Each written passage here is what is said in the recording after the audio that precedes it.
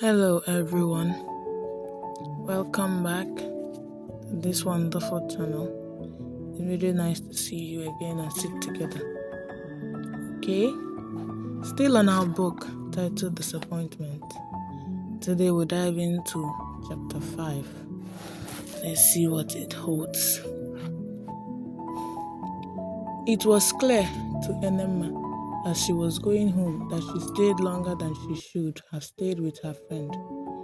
It was then that it occurred to her that her husband had no knowledge of her whereabouts. The situation had caused a rift between the two of them several times within the period.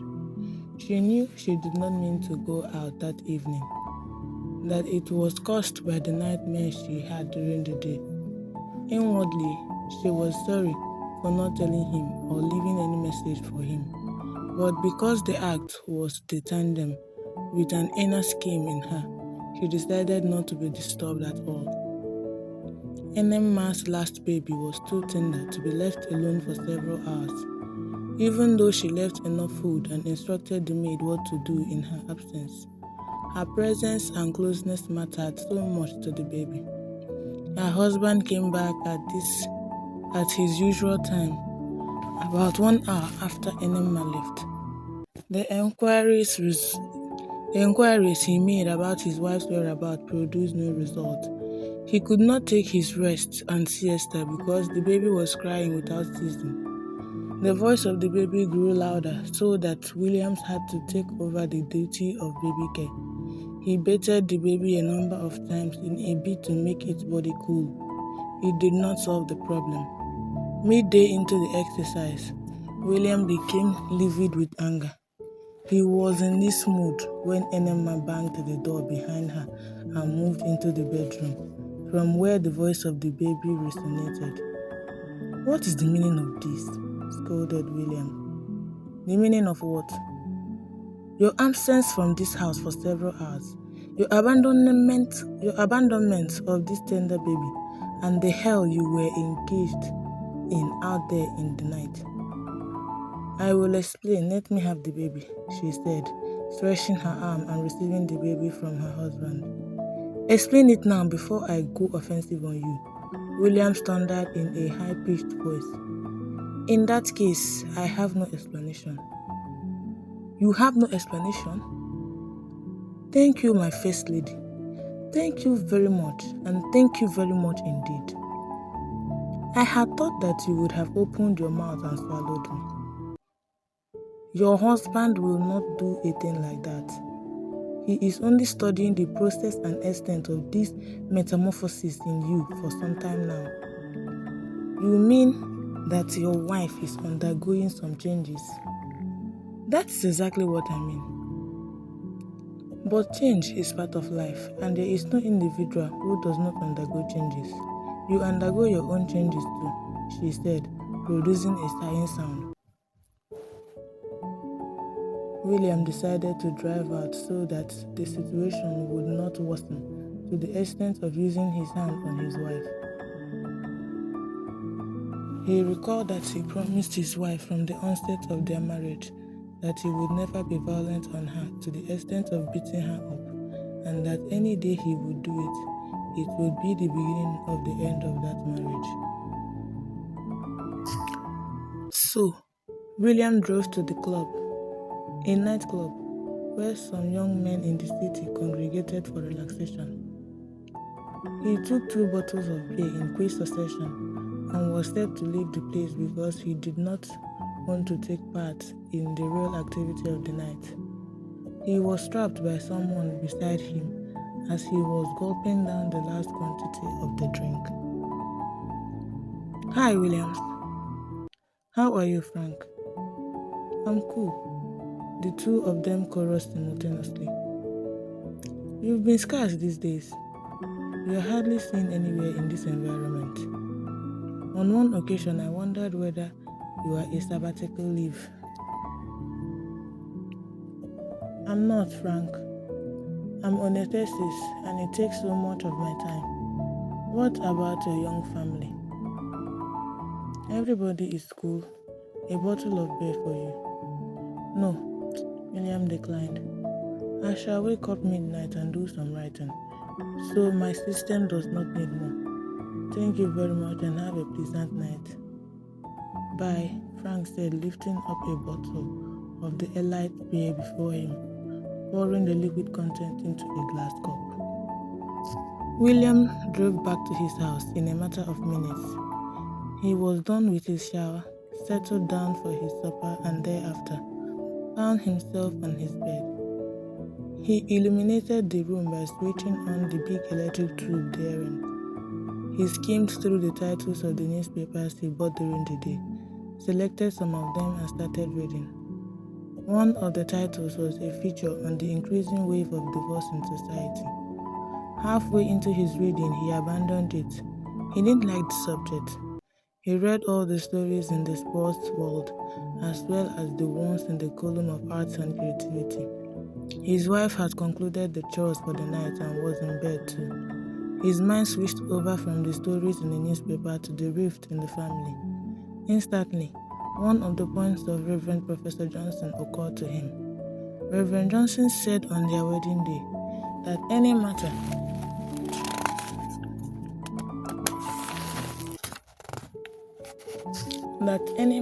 that could cause a breach of the peace of a family was better nipped in the bud. His words, "Allow not a matter like that to survive the night." He decided to deal with it so that peace would reign once more. "I'm not happy with you, baby, and you know it. Have you concluded that I know the state of your mind?" "I'm sure." "In that case, there's no need of responding because my refutation will not make any difference, Mr. Williams." "Mr. William? Isn't it your name?" "It is my name, my dear wife. You perplex me these days by the way you do things, the way you react to minor issues, and the way you charge at me. At times, I wonder whether your elevation to the status of a lecturer is the cause of your up-becoming behavior." "Are you not happy about my elevation?" Enema asked her husband. "The answer is obvious. You know the answer." "I don't know, because I've not been happy with your attitude to me since I was employed. I concluded that you are not happy with it. Why should you make reference to it? Why should you make a comment like that?" "I am sure you understand the game you are playing on your husband. You are not bothered about the effects of these statements, these wickedly conceived utterances. That is because they are leveled against your husband and not against you. Well, since you've made up your mind about this, there is no need dissipating my energy. Are you not the head of this family?" "Why do you ask?" returned Williams, even when the question does not require such a response. If the head does not give room for explanation, refutation, and sorting out of issues, what should he expect from his subordinates? Enema enthused, feeling largely satisfied that she had been able to push her husband into a defensive position. William decided to change his tactics. He knew that his wife had a wonderful level of acumen, positive and negative, and that at any time she could argue something from nothing. He was aware that if he continued the way he was going, his wife could turn the table against him, even when she was evidently the offender. "Baby, your name is Enema, and yours is William the Don," she said on a joke note. William was all cheers, happy that his brain work was yielding some interesting dividend. He took a step further to consolidate his method. "What is the meaning of this interesting name?" "I know the meaning, Daddy, but you will tell me what William means first. Thereafter, I will explain to you my own name." "Why?" asked Williams. "It is because you originated this matter of names and meanings. It's like the introduction. When you call for the introduction in a session involving some people, it is you who are going to begin the introduction. Before that, however, I want to know what brought about the change in our topic." "Your brain work was becoming too hot for me. If I decided to rise to the level you were operating, the family will suffer. your children will be adversely affected. Isn't it better that I played the fool for the house? Isn't it what Reverend Professor Johnson told us on our wedding day? William the Dawn. Besides, change is part of life. Did you not tell me that a while ago? William the Dawn. So I am in order. You are on point, my baby, said Williams with tears and goodness written all over his face. Professor Chinua Achebe wrote in one of his epic writings that a man must dance the dance prevalent to his lifetime. What does that mean, my gallant husband? It has something to do with change, your own vocabulary, the lexical item you employed in tossing me about. But as I said, there is the need to consider these children here whenever there is a rift in this house. I agree with you, and that's why I changed the law along the line. I think you did. Can we go back to the question of nomenclature? Yes, what is the meaning of William? You know, William started that the name is not African, like your own name. Yes, I know. Enemma nodded. The name is European. Precisely, it is British. The British colonized the Republic, and that is why a lot of names ascribed to people here are British. For example, the name of my head of department, Dr. Frederick Okoli. His grandfather survived in the colonial government of the Republic after the amalgamation of the Northern Protectorate and the Southern Protectorate. Sir Frederick Lugard, also known as Lord Lugard, was the captain of the amalgamation. The name was a name in the Republic, and you know, people like to name their babies after great men. That is how he got his name. Are you through? Asked Enema. Your reaction to this before I continue. If you have anything to add or remove, do it because I'll score you here and now. The lecturer. I'm serious. What's my score?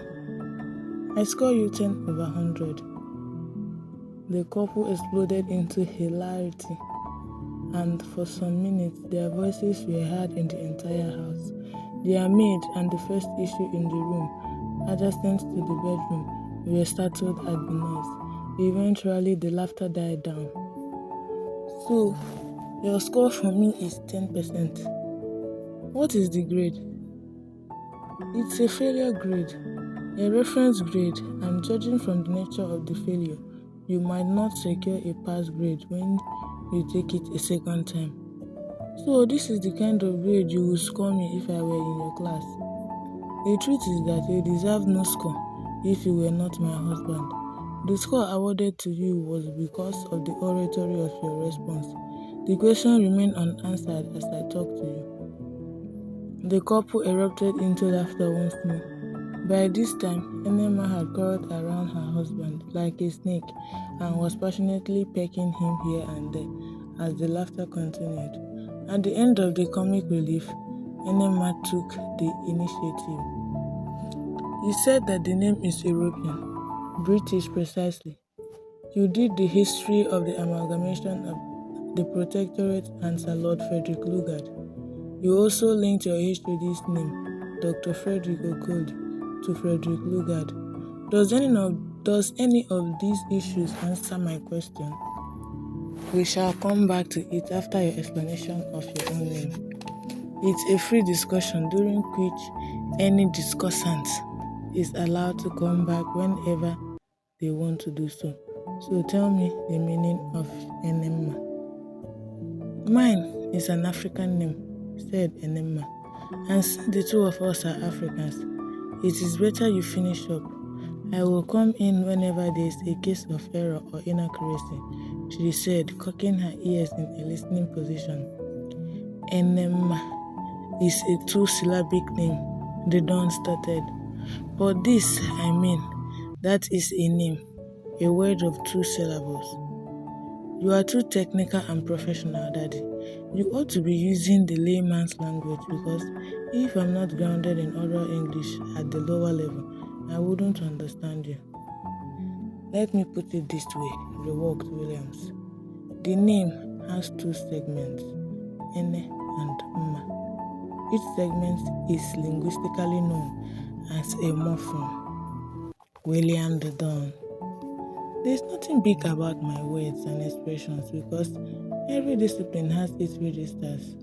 Words such as juggernauts, demagogue, autocracy, gerontocracy, etc. are familiar with scholars in your own area of specialization. So the word I have used and others I shall use belong to the lexicon of English language and to the registry of the topic in question. You may like to refer to them as the terms of the jargon associated with the branch of linguistics. The Don. A morpheme is the smallest meaningful unit of segment into which a word or a name can be divided. Ene is a morpheme because it has a meaning. It is the name of a four-legged animal known as the antelope in English. The antelope with its slender frame is one of the most beautiful animals in the animal world. The second morpheme is Mma, and in our language it means beauty. So your name, baby, is beauty upon beauty. Beauty squared, as Dr. Martins of Mathematics Department would say. Daddy, I love you.